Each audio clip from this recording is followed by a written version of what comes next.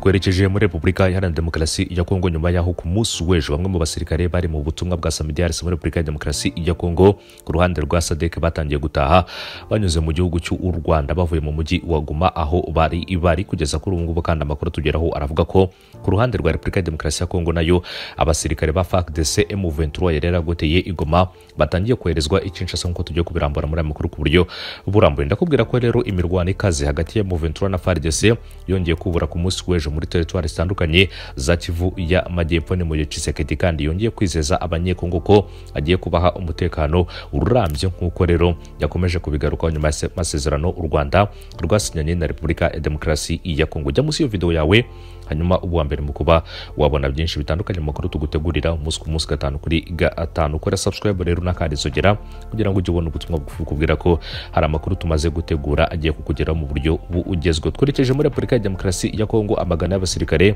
bo mu ngabo za Repubulika ya Demokarasi ya Kongo FARDC ndetse n'abapolisi b'iki gihugu babaga mu kigo cya MONUSCO kiri mu mujyi wa Goma batangiye kuvanwayo boherezwa i Kinshasa nk'uko aya makuru abitangaza. Mu mpera za Mutarama kandi uyu mwaka nibwo aba basirikare ndetse n'abapolisi bari bahungiye muri kiriya kigo nyuma yo gutsindwa na M23 wari bahanganye mu mujyi wa Goma. Amakuru kandi avuga ko ubwo M23 yafataga Goma abasirikare babarirwa mu bihumbi 3 aribo rero bafashe icyemezo cyo guhungira kuri MONUSCO. Ni icyemezo kandi bafashe nyuma y'amasaha make M23 itanze rero igihe ntarengwa cy'amasaha 48 ku ngabo zari Goma ngo rero zibe zamaze gushyira intwaro hasi. Kuri ubu ngubu kandi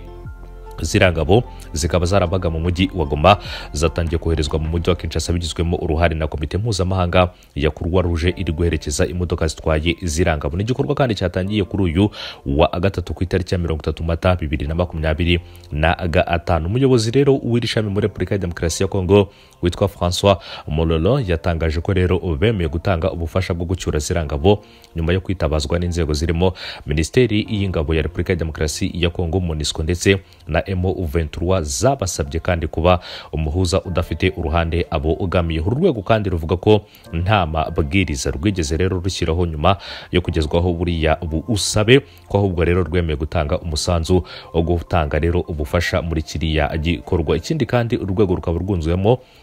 rero ko mbere yo gutangira gucyura ziriya ngabo Minisiteri y'Ingabo ya Repubulika ya Demokarasi ya Kongo MONUSCO na M23 bemeye kubungabunga umutekano w'abantu, abasirikare n'abapolisi bari mu modoka ndetse no guharanira ko icyo gikorwa cyo kubacyura kigenda neza nk'uko aya makuru akomeza kugenda abigaruka. Abasirikare rero ba FARDC ku ruhande rwa Repubulika ya Demokarasi ya Kongo babaga rero mu mujyi wa Goma batangiye koherezwa i Kinshasa, bakaba rero nabo batangiye koherezwa nyuma y'amasaha make, kandi ingabo z'umuryango wa SADC zabaga muri uriya mujyi nazo rero zitangiye gutaha zinyuze mu gihugu cy'u Rwanda. Impamvu rero ndetse n'impande zombi zari zigeze cyangwa se zari zigize rero ihuriro leta ya Kongo Kinshasa rero yari yaritabaje ngo zifashe guhangana n'umutwe wa M23 nk'uko bikomeza kugenda bigarukwa. Nubwo rero aba basirikare barimo barataha, imirwano yo ikaba ikomeje kuba mu bice bitandukanye kuri uyu wa kabiri ku itariki 29 Mata. Amakuru avuga ko imirwano kaze rero irimo intwaro ziremereye yadutse mu duce twinshi twa territoire za Walungu, muri Kabare ndetse no muri Karehe muri Kivu y'Amajyepfo nk'uko aya makuru abitangaza. Nk'uko amakuru atuandi turuka muri ako gace ngabitangaza kuva mu gitondo cyose cyo kuri uyu wa kabiri mu gace rero ka Kaziba muri territoire ya Walungu umvikanaga rero urusaku rwinshi rw'imbunda nto ndetse rero ziremereye. Amakuru kandi avuga ko inyeshyamba za AFC M23 zavuye rero inyangezi zinyuze imushenyi kuva rero mu mpera z'icyumweru gishize zigaba ibitero ku birindiro by'ingabo za Repubulika ya Demokarasi ya Kongo FARDC rero ndetse n'imitwe ya Wazalendo. Ibyo bitero kandi ngo byaje guhagarika ubuzima kandi bitera ihungabana rikomeye mu baturage nk'uko iyi nkuru dukesha Media Congo.net ivuga, kandi cyane kubirebana n'aya makuru. Andi makuru kandi akavuga ko imirwano yabereye muri territoire za Kabare ndetse no muri Karehe, imijyi kandi ya Kabamba muri Kasheke ndetse no muri Haut Plateau ya Karehe rero yanyiganyejwe cyane n'urusaku rw'intwaro zitandukanye, kandi ibyangiritse ngo ni byinshi nk'uko aya makuru dukesha Media Congo akomeza kubivuga. Amashuri, ubucuruzi n'ibikorwa by'ubuhinzi rero isoko nyamukuru ndetse ryo kwibeshaho muri ibyo byaro byahagaze neza mu gihe rero abaturage bamwe bahungiye mu bihuru nk'uko aya makuru akomeza kugenda abigaruka. Kuva rero ikaze zikaziba inyeshyamba za M23 ngo ziragenda zerekeza rero muri Minembwe mu misozi ya Fizi, mu gihe rero irindi tsinda ryerekeza hitwa Iruwinja, icyicaro gikuru rero cya societe icukura zahabu yitwa rero Twangiza Mining. Nk'uko aya makuru abigaruka mu majyaruguru kandi y'intara muri teritwari ya Karehe nayo rero yabayemo imirwano ikaze kuri uyu wa kabiri ku itariki ya 29 cyane cyane rero ahitwa Ibushaku, aho AFC M23 yari hanganye na Wazalendo. Nk'uko aya makuru akomeza kugenda abigaruka, ibi byose rero bikaba bikomeje kuba mu gihe leta ya Kongo ndetse na M23 ariko by'umwihariko rero baherutse kugirana icyo nakwita nk'amasezerano agamije rero kuba bahagaritse intambara. Ni mu gihe kandi leta ya Kongo nanone iherutse kugirana amwe mu masezerano rero n'igihugu cy'u Rwanda, arimo rero kurebera hamwe uburyo impande zombi zashakira hamwe umutekano w'akarere nk'uko byakomeje kugenda bigarukaho. Ni mu gihe kandi perezida wa Repubulika ya Demokarasi ya Kongo Felix Antoine Tshisekedi yabwiye abanyekongo ko rero agiye kubasubiza amahoro arambye nyuma y'aho igihugu cye kigiranye amasezerano n'igihugu cy'u Rwanda. Aya masezerano kandi akaba ajyana amahame aganisha ku mubano ndetse no ku mahoro arambye mu karere, yashyizweho umukono na Minisitiri w'Ububanyi n'Amahanga w'igihugu cy'u Rwanda n'ubutwererane, akaba ari Ambasaderi Olivier Nduhungirehe, na mugenzi wa Repubulika ya Demokarasi ya Kongo akaba ari Madame Therese Kayikwamba wagine ku itariki 25 Mata 2025. Akaba aribwo aya masezerano yashyizweho umukono rero, ndetse ikindi kandi Leta Zunze Ubumwe za Amerika zikaba zari zihagarariwe na Minisitiri w'Ububanyi n'Amahanga Marc Rubio, nizo rero zafashije u Rwanda na Kongo kugera kuri aya masezerano nyuma y'imyaka 3 ibi bihugu byombi bidacana uwako. Tshisekedi kandi yageraga cyangwa se yakiraga mugenzi we uyobora Guinea Bissau Umaro Sissoco, akaba rero ari Imbalo kuri uyu wa 29 Mata yatangaje ko rero amasezerano RDC yagiranye n'u Rwanda ari intambwe iganisha ku cyerekezo cyiza kandi ngo rero yara yifuzaga nk'uko yakomeje kugenda abigaruka. Uyu muperezida rero wa Guinea Bissau uherutse muri Repubulika ya Demokarasi ya Kongo yaraherutse i Kigali mu gihugu cy'u Rwanda agirana ibiganiro n'umukuru w'igihugu cy'u Rwanda Perezida wa Repubulika Paul Kagame, ndetse aza kwerekeza mu gihugu cy'u Burundi ndetse anerekeza muri Repubulika ya Demokarasi ya Kongo. Urumva ko hose rero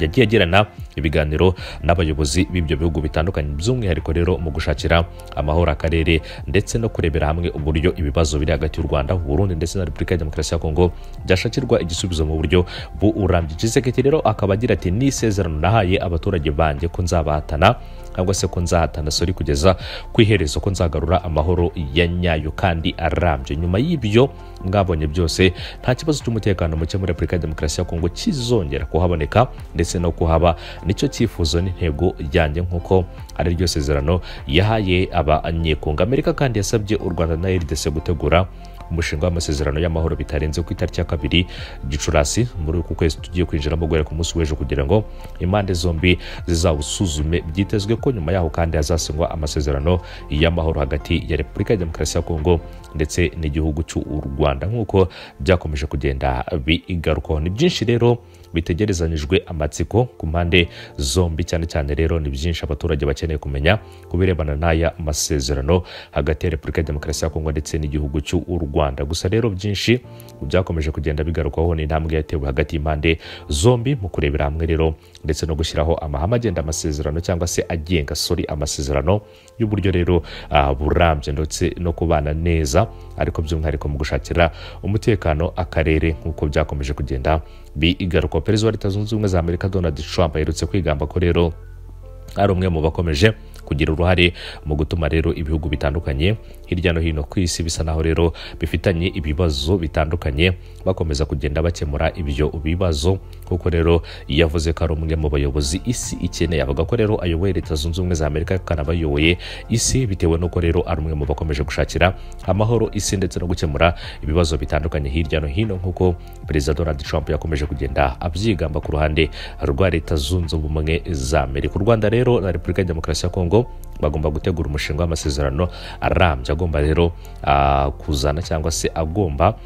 gutuma rero amahoro aboneka cyane cyane rero mu karere. Nta masezerano kandi agomba kuba yateguwe bitarenze ku itariki ya 2 Gicurasi nk'uko Leta Zunze Ubumwe za Amerika zabisabye impande zombi ku ruhande rw'igihugu cy'u Rwanda ndetse na Repubulika ya Demokarasi ya Kongo. Narinde kukubwira rero ibirebana n'abasirikare ba FARDC M23 yari yaragoteye igoma batangiye koherezwa i Kinshasa. Nakubwiye kandi ibirebana n'imirwano iherutse kuba, nkubwira ko Tshisekedi kandi yamaze kwizeza abanyekongo ko agiye kubagarurira amahoro ndetse no kubaha umutekano urambye, nk'uko avuga ko rero ari kimwe mu bintu yari yararugwaniye kuva rero kera na kare hose, kandi akavuga ko agomba kuzakigeraho nk'uko byakomeje kugenda abitangaza. Reka rero mbashimire, mbifuriza gukomeza kugira umunsi mwiza, mukomeze kunogerwa na gahunda z'amakuru yacu ndetse n'ibiganiro tubategurira umunsi ku munsi. Jya munsi y'iyo video yawe rero, ntabwo bigoye, ukore kuri subscribe cyangwa se sabone, hanyuma ujye uwa mbere mu kuba wabona amakuru mu gihe amaze gutegurwa ndetse no gutunganywa mu buryo bugezweho. Ndabashimiye cyane, ibihe byiza kuri mwese n'umunsi mwiza.